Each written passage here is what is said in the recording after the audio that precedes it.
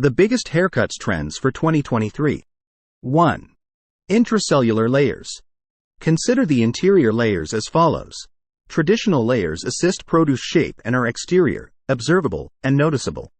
The established shape has internal layers that create air pockets that expand the hair and give it volume. Since these layers are not entirely invisible, the term invisible layers may be misleading.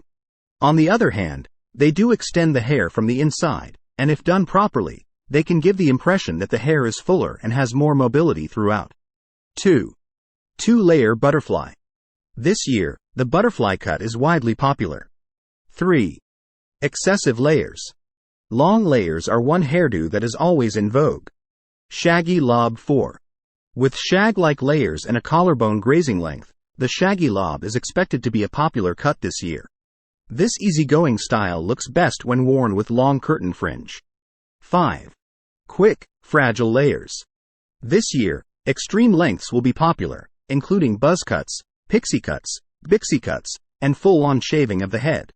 These androgynous hairstyles will be somewhat longer for men and slightly shorter for women. 6. Contoured bob. Like, share, subscribe, and comment.